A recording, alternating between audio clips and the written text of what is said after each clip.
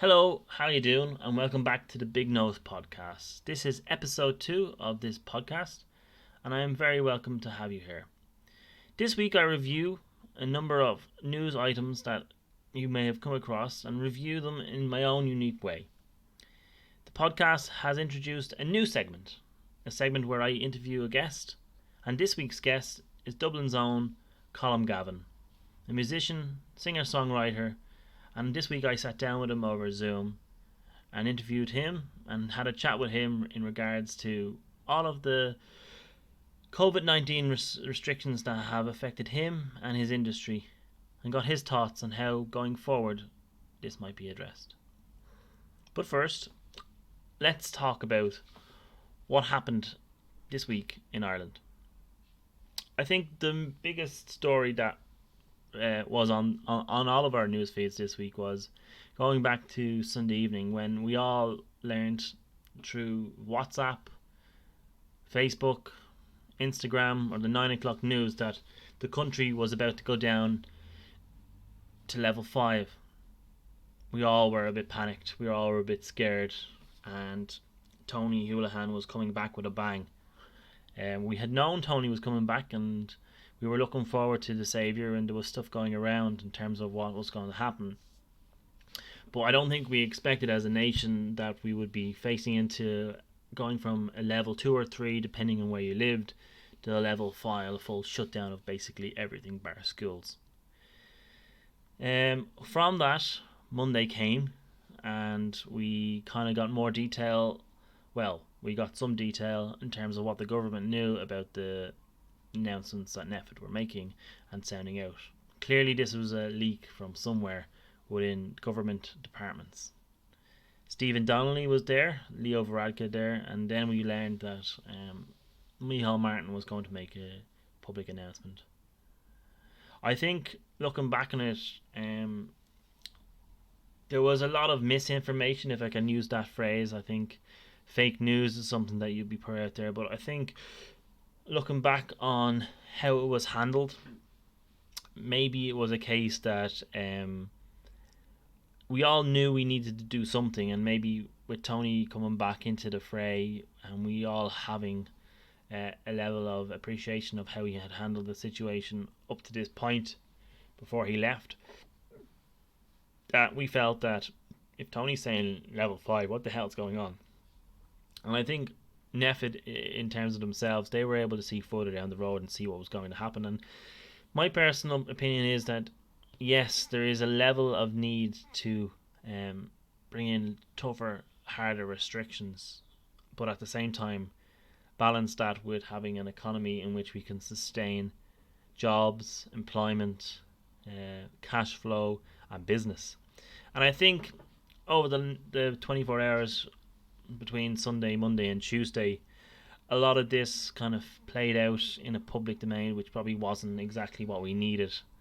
I think government ministers, the Taoiseach, the Leo Varadkar, going on Clareburn live on RTÉ on Monday evening was a clear example of how I think the Taoiseach was giving across his own opinion and actually reflecting a large proportion of what people were feeling. How can we go from level 2 or 3 to level 5 within the government plan? And this is a plan that has been put together, and a lot of heads have been banged together in terms of getting this to where it needs to be. So how can we be going so severely from this? And I suppose in terms of a communication exercise, it wasn't clearly communicated. People did not want to be going to bed at night worrying whether or not that will they be in a job the next day, will they be able to plan for childcare, will they be able to plan for the coming weeks in school, will the schools still be open? So it was poor communication in terms of timing. But I think as the days went by and different things were learned about when what was said, what people said, who knew what, we became to have a different picture of what actually happened. So obviously NPHET met on Sunday. They came up with their recommendations, and guys, we have to appreciate that NPHET isn't looking at this from a financial point of view. It's not looking at it from a socio-economic point of view. It's looking at it from a health point of view. What is in the national interest in terms of keeping the nation safe? what is it in the national interest, and keeping as many people as healthy as possible going into a winter period when generally our hospitals are overrun. So that's where they're coming from. We have to appreciate that. They're not coming at us from, well, we have money at the end of the week to pay the bills. They want to know whether or not we will have a life at the end of the week. And it is the job of a government to take in the information from the experts, which they do, and then balance that up against the ability to run a government, run a country, run an economy, run a society with this. And this is where the fractions came out, because I think people aren't of the understanding that NPHET isn't the government and the government is a NPHET. The government have to take on the advice and weigh it up with the advice that they get from other departments, like the Department of Finance, and what have you, and other lobby groups, and then come to the decision. Now, while we might not all agree with the decision, and it might be a case of, okay, they're taking a risk, as some people have said, they have to weigh it up and they have to make the decision based on the information that they're given. Now, it is my opinion and my perspective that the reason this was leaked and the reason why we are talking about level 5 on Monday and Tuesday is because ultimately we are going to get there in a couple of weeks' time. I think throughout this pandemic, things have been leaked from the governments of the day to test the water in terms of what the public's opinion is of it, and let it kind of work its way into the conversation so people are talking about it and it becomes the norm. And then when it comes along, it's not as much of a shock. I think what happened on Sunday shocked people, and then there was a visceral response and there was a knee-jerk reaction and there was a fear, and that wasn't ideal. But as the days went by, we basically got used to the idea of, well, maybe we do need to go to level 5. Maybe I do need to reduce my contacts. Maybe I do need to do different things that I've been doing so far. And then when the government met, they made a decision. They moved us all to level 3 or 3.5, depending on where you're living. Obviously, Donegal and Dublin, with the case levels that they have at the moment, is a bit more severe than maybe the rest of the country. And I appreciate that other parts of the country with levels of different severity may feel hard done by going to level 3 when there isn't a huge degree of the virus within the country. But remember, Ireland as a country isn't a huge country. And if we break it down into a micro management, it becomes too difficult to have a cohesive response to this. We as a country need to be as cohesive and look after each other as possible and do as much as we can. And it would be great to say that Northern Ireland could come along and do the same thing as us, as their increases go up and up and up. But at the moment we're not there. But for once we need to take the benefit of the fact that we're an island and be able to manage what was going on within our own control. So Micheál came along and he had a speech and he delivered a speech, and whether you like Micheál or you don't like Micheál or you compare him to what way Leo Varadkar presented his speeches with his quotes from his movies, everybody has their own approach. And moving the country to level 3 is a stopgap, I think, to moving the country to a level 4 or 5 in a week or two's time, which we might discuss in a little bit later. Then we had the fallout between NPHET and the government, who was actually in control, and this played out over the week as well. And unfortunately, the week that was in it, we saw cases rising, and then we were questioning, well, okay, does the government have taken on board the advice of NPHET, but they haven't actually implemented what they would like.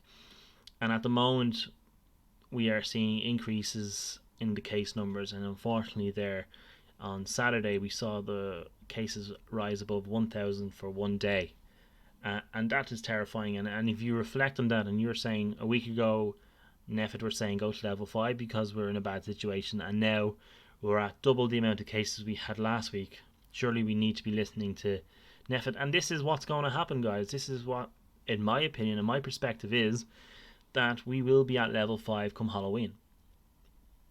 That is what was going to happen. There is no two ways about it. And that is what needed, and this was what we'll talk about has transpired in the last 24 hours, is a rollback, is a reevaluation of where we're at.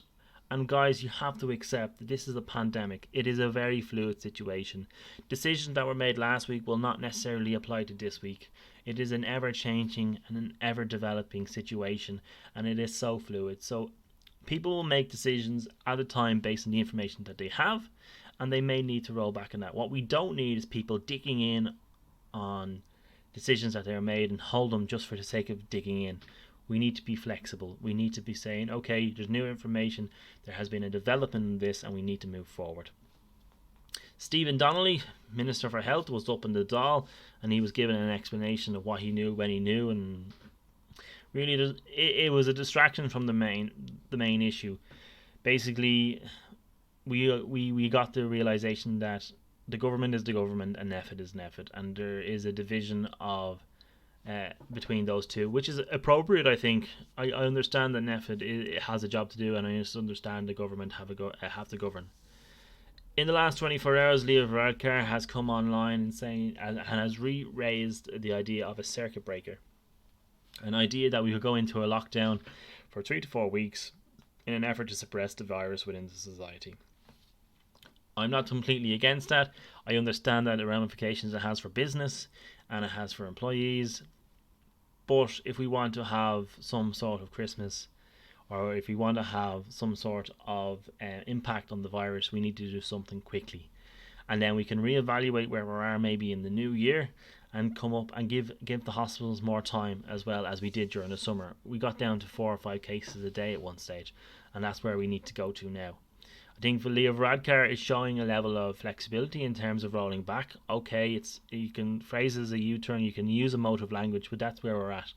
He is accepting that things do change in this, and this is why his leadership is quite good in this level. He accepts that things do change, and he accepts that he needs to form different opinions based on new information that's coming down the road.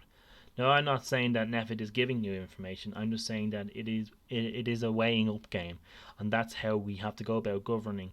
And as a minister for business, and as the Taoiseach, and as a leader within his own party, that's what he has to do. And the same for Micheál Martin.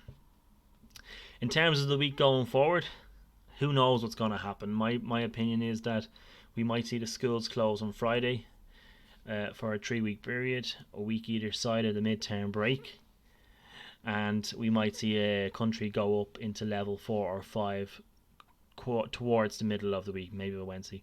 But in terms of a communication, job, we need to have prior communication in terms of being able to give people the opportunity to make arrangements for personal and family situations, such that information isn't coming in on Friday that they need to make alternative arrangements for the following week. We need to get that information early this week. People need to be able to make arrangements, and we need to be able to move forward and plan for the next 3 to 4 weeks. Off the back of moving to level 3, and in probably the second most important thing that made the headlines this week, is the implementation by An Garda Síochána of the checkpoints, and whether or not you agree with it, the chaos that pursued in the immediate days following the movement to level 3. It was the return of Operation Connacht across the nation. It was the setting up of over 130 Garda checkpoints on the main roads and arteries across this country. It was an interesting exercise in terms of the Gardaí implementing 3 of the 4 E's that they had done previously in Operation Connacht. The 4 E's were engage, explain, encourage and enforce. And in this time, Commissioner Drew Harris was of the opinion that they did not need additional powers to be able to police this. Now, it is right to say that the Gardaí could not arrest, they could not turn you back, they could not tell you what to do. And you know what? I am all for continuing the way we police in this country. We do not need to turn into a state where we police by brutality. We have seen it work in other states across the world, and it does not end in a pretty picture a lot of the time. We are a small nation, we are a civil nation, we are a nation of common sense for the most part. And while we do like getting the upper hand from time to time, and we do like getting around the rules, I think when there's a common goal in which we need to reevaluate ourselves and hear that there is a common goal for this nation, that the Gardaí probably do not need additional powers, but they do need a buy-in by the community. And as I said previously, the community now is divided because level 3 is halfway between level 1 and 5, and that is the middle ground, that is the grey area. If we move to level 4 or 5, there is clarity. Level 3, there's ambiguity. And where there's ambiguity, there will be people who will take advantage of that. So, as in life, there is chaos, and chaos pursued on the streets of the capital for the most part, but I'm sure around the country, where we saw tailbacks on the N11 and the N7. The stories I heard from the Nace Road, the 8 kilometre tailbacks, and then on the road down to Bray, were something that was, you did not want to see, and you saw lobbying groups coming in, the National Hauliers Association, saying that companies had lost a day's trade, that drivers had to park up on the side of the road when their time was up for driving and had to sleep in their car. And look, at the end of the day, it's not just the day that they was in it, they lose the next day because they're in the wrong location. And this is what it's all about. It's all about, integrated just-in-time deliveries and making sure that the costs associated with that help businesses prevail. But you know what? This is a sign of the times. The Gardaí are going to implement this. They're going to try and discourage people making unnecessary journeys, and this is what people need to do. If you're on the road to going to work, is it a question that you need to be in attendance in the office or in location? Is your journey necessary? And you know what?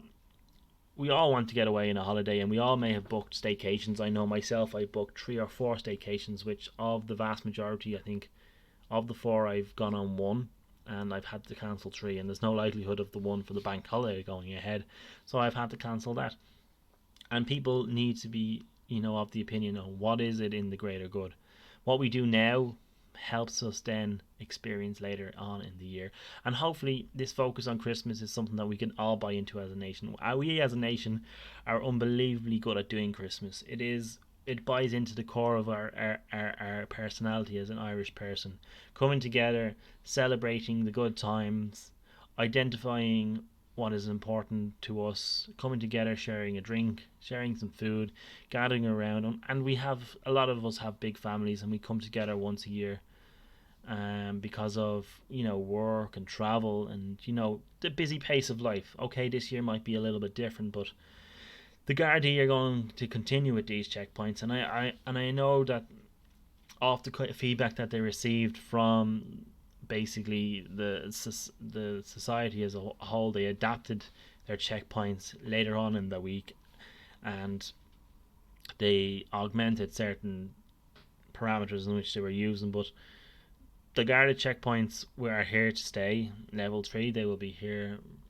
Level 4, they will be even tougher. And if we go to level 5, I imagine that Helen McAtee, Minister for Justice, will work with Joe Harris, and they will come up with some sort of implementation and extra powers for the Gardaí on a limited basis. Now I know there's talk of on the spot fines of €50 for not wearing a face mask and not maybe staying within your county boundary. We will see how this develops over the coming weeks. It is a very fluid situation, and it's something that is likely to change, but it's something that a lot of people mentioned when we were talking about the main stories.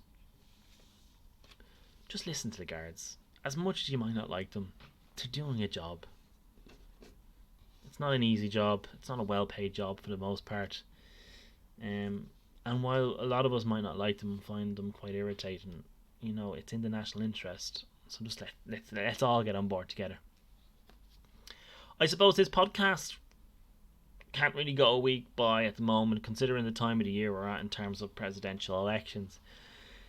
We can't go a week without mentioning Mr. Trump, and this week actually isn't in relation to his campaign or really anything going on with the actual presidential election. It was actually off the back of what happened towards the end of last week, where Melania Trump tested positive for COVID-19, and I joked, how can Melania Trump get COVID-19 off Donald Trump if she's not considered a close contact, because she very rarely would be within 2 meters of her for a prolonged period of time of 15 minutes. But anyway, that was a little bit of a jibe at their relationship. But I wouldn't wish COVID-19 on anybody. And Donald Trump was diagnosed towards the end of last week with COVID-19, but it's the week that followed and how he today is able to go out on the campaign trail and hold public engagements with people.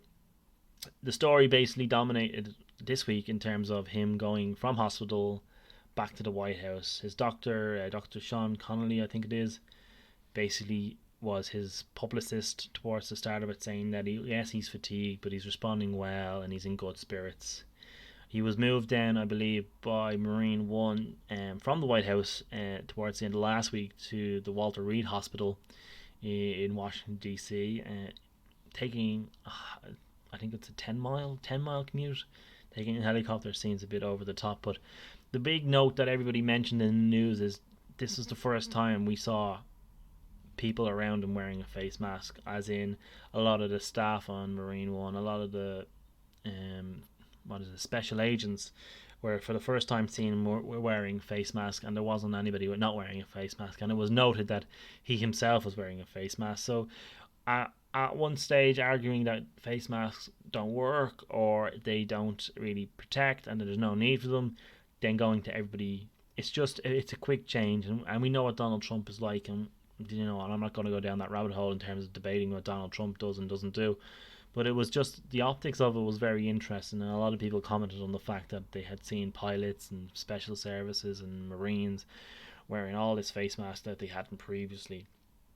When he got to hospital, his doctor stated that he had started a cocktail no less, of antibodies, and I think he was on drugs as well. But the funny thing about this is this new drug or this new treatment hasn't fully gone through the medical testing that, and it hasn't been certified as or approved, is what I'm trying to say. So Donald Trump came out fighting basically towards the start of this week. He leaves the hospital. He is seen from his SUV waving at his supporters outside on the lawn. When he arrives back at the White House, he poses for photographs. He's seen taking the mask off, ripping it off his face, waving to the crowd. He makes an online address to people via Twitter, of course. The one thing I would know is how orange he was. Now, I know he wears, or he is said to wear fake tan, or is heavily make-upped for a 74-year-old, but I think it was a case of trying to overhide how pale he might be, considering how sick he has been, and as any evidence of having COVID-19, a lot of people, especially in his age demographic and with his health risks, that it does make you very sick. So I think it was a bit overkill on that. He was then seen to be out and about, and all of this is going on. He's coming back to health, and he's fighting a good fight, and he's portraying how well he's getting on. While all this is going on, other people within the White House staff, his press officer, are all starting to test positive for COVID-19, and this is a knock-on effect basically of being in close contact within the White House. Once it's in, and it can be very rife. Trump then goes and claims that the drug that he was using or being used on him was, I think it was Regeneron as a cure, and he says, I'm going to make it free for everybody. It's just a typical Trump line. And today he's now re-engaged. Within a week, he's re-engaged with people in terms of public speaking, public engagements, and I think it's 8 to 12 days maybe for the most severe side effects of COVID-19 to take hold, and ICU admissions are generally between 8 and 12 days. So he's not out of the woods yet. He's only a week into it, depending on when his last negative test was, I suppose. But we wish him well. We wish him the best of health, but we just wish he would get unelected, even if it is Joe Biden. So those are the three main stories. In a kind of a quick fire round, we all heard what was going on with Mike Pence and the Fly. He was doing a vice president debate with Kamala Harris.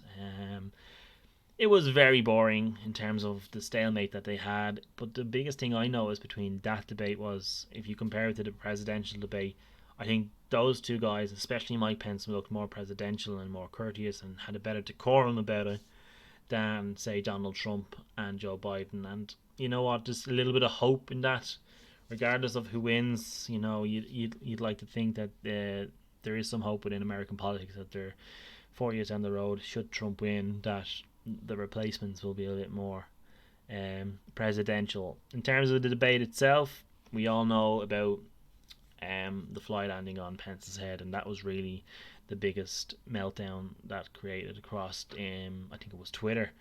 But there wasn't much in it. There was a bit of Black Lives Matter scoring points for Harris on Pence, but then Pence fought back with the idea that the Supreme Court was going to be rammed full of Democrat delegates should the Democrats win. There was sad news on Thursday evening, but probably not surprising news for a lot of Irish fans, that Ireland lost on penalties to Slovakia. There was a little bit of a fly in the ointment in terms of the pre-match, when two of the Irish players had to be ruled out as they were considered close contacts of a positive case within the backroom staff of the FAI. It's just, Irish football is not in a good place at the moment. It's at the start of a new journey under Stephen Kenny, I agree. We've failed to score any goals in 4 of the last 6 games that we played. We did create a lot more chances this time. We had a really good chance towards the end of the game. Hurlahan, from about 8 yards out, just needed to connect better with the ball. Brown in extra time hit the bar or hit the upright, but we played a lot better. But it's just not good enough. But what is good enough is my next guest. Colm Gavin gave his time to me as my first guest on the Big Nose podcast. I wanted to highlight different sectors within Ireland and different groups, and get their thoughts on how the last 7 months have gone for them, and what lays ahead, and what restrictions, what the effects of the restrictions have been. So we sat down, we had a conversation, and this is how it went. Well, guys, I would like to introduce my first guest on the Big Nose podcast. It is Colm Gavin, son of Dublin, singer, songwriter, number 1 artist in the iTunes charts, and a guy who has a good interest and a great knowledge in terms of the music and arts industry. And basically, I want to chat to him today about how he has found the last 7 months, obviously with COVID-19 going on, and it was really bad in spring, summer. We got a little bit better now in autumn, and now as we enter winter, it seems to be going the other way. So welcome, Colin, to the podcast. Piers, thanks a million for having me. No problem at all, and I appreciate you giving over your time. Obviously, your industry has been probably one of the biggest affected by COVID-19. I know everybody's life has been, but in terms of what you would be planning for this time of the year, coming into Christmas and maybe looking into planning for the new year, how has the last 7 months and the ongoing restrictions affected yourself and your industry? Well, I mean, for the past 7 months, it's quite literally decimated the arts in Ireland. I was to be in the States between April and July of this year. I had about 25 to 28 dates lined up, all of which were cancelled. At this particular year, I was to do a small tour in Japan between maybe November, December. That was completely cancelled. I had plans to be in studio to record a new full-length album, and they had to be squashed. So, I mean, quite literally, Pierce, they've just been pretty much decimated. And speaking to colleagues of mine, I think that's a shared sentiment right across the board. Yeah, it really has kind of, and it doesn't. And the worst thing about it is you have no timeline now in terms of being able to plan and what to do going forward. And I think, as you're saying, you had plans to travel all around the world, and travel, as you know yourself, has been absolutely decimated. And it's something that, a part of your industry, one of the perks of it is obviously seeing parts of the world. So it's obviously very negative in terms of that. And I know in Ireland, we're coming to a point now where we're going further into lockdown, and this type of thing is coming on board. And just, I was wondering, what would you think is the biggest impact for the industry? Well, I mean, you can look at it from a multivariate point of view. Certainly, people's mental health has to be taken into account. I know a lot of people who have been so financially decimated that they've had no other option but to pursue other lines of work. For those, like myself, who had tours planned, and quite pivotal tours too, which would have been, I won't say make or break, but there was certainly a financial loss, but also, as far as advancing one's career goes, certainly for me, it would have been my first big US tour that was completely cancelled. And as well from a creative standpoint, because, you know, finding the enthusiasm to get up in the morning when it feels like we're living Groundhog Day every day is a challenge at the best of times. So I was going to say, yeah, it's a case of, you know, it's the enthusiasm and the drive and the idea of, you know, when you're pursuing something like this and you have goals and ambitions and things you want to achieve, and by doing these things you feed off that further and further. I can only imagine how it affects your enthusiasm for the industry and for what you're doing as well. Absolutely. Well, you know, one of the things I was very fortunate for was at the very early goings of this, as things were getting cancelled bit by bit, I was contacted by Charlie McGettigan, one of our country's most beloved songwriters, and he got in touch with me about the prospect of co-writing together. So for the past 7 months or so, both myself and Charlie have been collaborating extensively. So, you know, there's certainly been silver linings too. It's given me a chance to sort of structure my days a little bit better than they had been prior to this. So, you know, there's huge negative undertones, but there has been silver linings as well. Absolutely. I think what we don't realise, and I think when we took for granted, especially in Ireland, the level of ability we have and talent across a variety of the arts, between music, traditional music, modern music, whatever it is, singer and songwriters. They really came to the fore at the very start. I remember watching things on Facebook, and there was events going on where people were coming together to, at that time, give free of charge. It was concerts, gigs in their own back garden. Some of them were doing it in their own living room with their family. It was really good to see, and I think that's where it comes from, because, as you know yourself, the arts and musicians, you know, aren't the best paid people in the world. Okay, you have your likes of Beyonce and Ed Sheeran who are earning 100 grand a day, but for the vast majority of people out there in this industry, I think it's the give back like you did was phenomenal and very welcomed. Well, I think across the board, there's always been a great esprit de corps amongst the members of the musical community and the arts in general. And I think from the very beginning, there was this rallying together of creative people who were from all levels, I might add as well. You know, I mean, across the board, one of the things I'm always trying to explain to people is that in the music industry, there are degrees and levels. I mean, I know yourself, people in the arts tend to struggle a lot. I'm in a very fortunate position that I don't subsidize my work. Being a singer-songwriter, being a performer is my livelihood and has been for some time. So I'm in a very fortunate position myself. But it was a beautiful thing to witness, and it's still ongoing. I mean, every evening when I check social media, there's more and more people doing live videos and interacting with their fan base, or for some people maybe finding their fan base for the first time. So in some ways, the live videos have been a great outlet for younger musicians who maybe haven't found their feet just yet, and for those who have an audience, it's been a way to connect with people worldwide, which that for me has been one of the great blessings. Yeah, like you come across as, you know, as bad as things are, there are a lot of positivities to take out of this. And I suppose one thing I was wondering before I was coming to talk to you, we all know about the arts and writing songs and maybe poetry, and the thing about, you know, going through such an emotional time, and this is quite an emotional time for everything, and you touched on it, mental health as well is really coming to the forefront within Irish society. And I think before this, mental health had got a push, but I think this has really brought it to the fore. I think, as a songwriter, do you feel that there's going to be a wealth of emotional potential to tap into going forward for yourself? Absolutely. Well, I've noticed it amongst a lot of my contemporaries. There's people bringing up music at such a rapid rate, because I guess we've all become hermits to some degree over the past 7 months, because certainly for myself, like I've been able to not tap into, but maybe put a little bit more structure to the creative side of my day. And I've seen that with a lot of my contemporaries, and it's a brilliant thing to see. And I know as we're going through this period, and it's a shared pain and it's a period of growth, that I think towards the end of it, it will have served the arts in some ways, and in ways it will have completely decimated it. But in the ways that it will have benefited it, I think it's a time of introspection like this. When it's thrust upon you, you have to look at it like, well, I would never get time like this again. When will I ever have this much free time to just fill with whatever way I feel like doing it? And I suppose for creative people, they welcome that with open arms to some respect.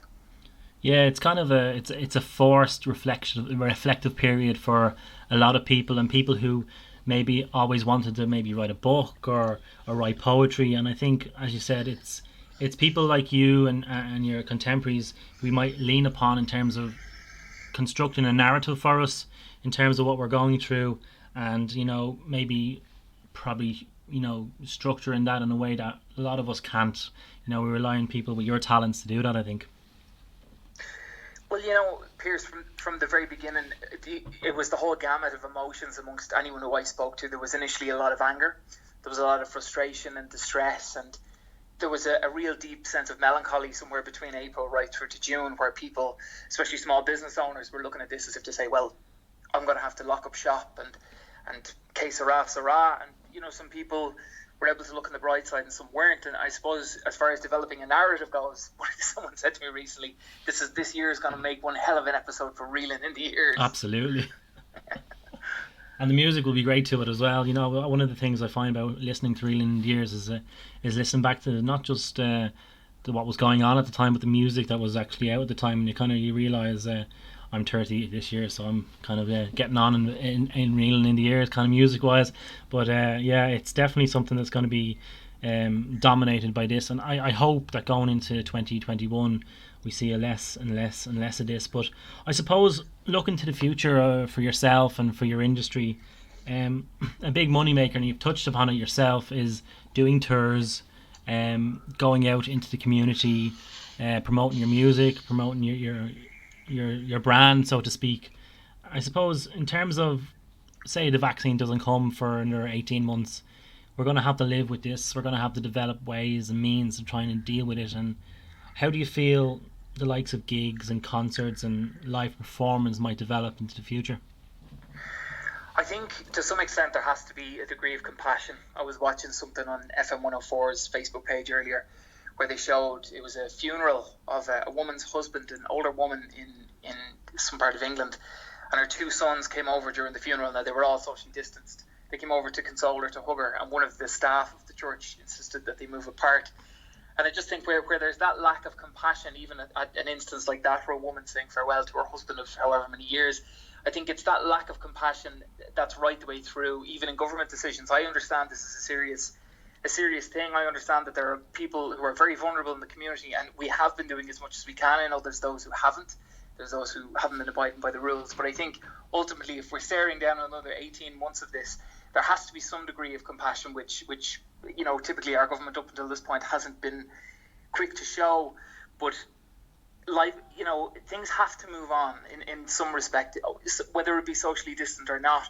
I'm all for wearing masks and washing of hands and socially distancing. I practice it every possible opportunity that I get. But I think a degree of compassion does have to be shown. And up until this point, there certainly hasn't been. If you look at the pub situation, for example, how many pubs now right across the country will have to close permanently? Music venues where, artists like myself who'd be used to performing to 200, 300 people have been reduced to 30, in some cases none at all. And, I had a couple of small socially distanced gigs planned for November and December of this year, which now have been rescheduled and cancelled. So I think it's a time for compassion, Piers, to be honest with you. I totally agree. And I think, it was great to be able to be outdoors in Ireland during what was a nice summer for the most part, and we were able to go outdoors. And I had seen maybe in some online photographs where bands were setting up on the back of trailers and in the middle of a field, and people were coming along and having a picnic, and they were able to perform at gigs like this. But I think going into the future, I think it's the idea of filling out concerts and filling out, the likes of maybe the Olympia or, to a larger degree, the Tree Arena. When you mix alcohol and you mix people and you mix the type of experience that we go for concerts, for a lot of concerts is about getting up, moving around, interacting with the music and interacting with people around you. I think that has gone from society, I think, and that's something I think we'll miss. Well, it's certainly gone for the moment. I mean, I try to pay as close attention to the science as much as possible, as opposed to some of the scaremongering that takes place on social media. Yeah, Facebook is great for that. Tell me about it. But I've been listening to a lot of Dr. Luke O'Neill on Pat Kenny's programme at News Talk, and he mentioned a couple of days ago about this. Johnson & Johnson seem to be the closest to having developed a vaccine, which after having tested it on, I think, 365 people with no negative response, they now plan to test it on over 60,000. So this is part of what they call the Warp Speed Initiative. Yep. And, I think running parallel to all this threats of level 5 and, whatever disparity there is between the Taoiseach of the Taoiseach and NPHET, I think one of the things to be gleaned from this as well is that the medical community has sort of rallied around this. So you can only hope, and I don't have a great deal of medical knowledge, but from what I've heard, we're getting closer every day to a vaccine, and there's been more financial backing put into this and manpower than there has in anything that certainly ever happened in my lifetime. So I'm positive in that respect. Yeah, well, I think you make a very valid point. I wanted to learn about the music and the arts industry, so I got in contact with you. If I want to know about something scientific, I'll listen to the scientists. And I think that's where we as a society need to understand that we have experts in certain fields and we need to listen to those and not just come up with, it'll be grand, or the old Irish thing, it'll be grand. We need to understand that if we go to a politician, politicians lie and they look after themselves. And we need to listen to the experts, and as hard as sometimes that information is, if you listen to them closely enough, they're actually getting a lot more positive. I have felt over the last 6 months about the potential for a vaccine in the coming months. So I think to finish off, I suppose, more about yourself, Colm, than your industry. In terms of yourself over the last 7 months, what have you learned about yourself as a person? Well, I think it's, like I said earlier, Piers, it's kind of been a time for introspection. And when you're faced with the damning prospect of an empty day, I think you can either succumb to what a lot of us did, and I was certainly partial to a bit of it, which was when it was appropriate to do, get on the phone, meet up with a few pals and have a few cans, which, I'm partial to that too. Yeah. But certainly in the early stages when lockdown was happening, I was just putting, from the creative side of my day, I was trying to put more structure on what I do. In April, around the 24th of April, I brought out a kind of a short album called Flamingo Variations, Home Recordings Volume 1, and that's available exclusively on SoundCloud. Now, I recorded that myself at home. I would be the first to put up a hand and say I'm no good when it comes to tech. I'm not in the least bit tech savvy. I'm your brother here. I am. I'm in the man cave at home with the curtains closed. I'm drowning out any sound from the outside, so I know that feeling. I'm as Neanderthal as they come, but I had full intentions of recording an album of different material. I didn't have the musicians with me to do it at that time. It wasn't possible to meet up, so I just recorded some, new tunes that I'd written. Some were old, some were new, and there's 2 spoken word pieces on there too, and that's available exclusively from SoundCloud. But I guess, if this time hadn't happened, that's probably something that I wouldn't have done. So again, there's your silver lining. Absolutely. Well, I appreciate you taking the time today, Colm, to have a chat. I recommend everybody gets on SoundCloud and checks out your material. It's very good, and you're available across all social media networks. I think you're very active, especially on your Instagram. I follow you on that as well, and some of the stuff that you come out is quite inspiring at times. So thank you very much. I wish you the very best, and I hope that we can chat again in a more positive time. Absolutely, Piers. Thanks so much for having me on the show. No problem. That was Colm Gavin. What an insight I think he gave in terms of how the restrictions have affected his industry, him as a person, but you also get a sense of how positive he remains. And I was really, really glad, and I came away from that chat and conversation with him in a positive way. So thanks again for him for joining me, and thanks to you guys for listening in. That has been the week that was. That has been the big nose into the last week. You'll be able to find me on Instagram, the Big Nose Podcaster. You will be able to find me on Twitter at Piers Cromwell and on Facebook at Piers Cromwell. This podcast will be available on all your usual, as I would say, platforms: Acast, Spotify, Soundwave, wherever you get your usual podcasts. I wish you all have a great week. I want to come back next week and say that COVID-19 is gone and that we're all in a better place. But whatever happens, guys, have a great week. Stay safe. And I look forward to chatting to you next week. Take care. Bye-bye.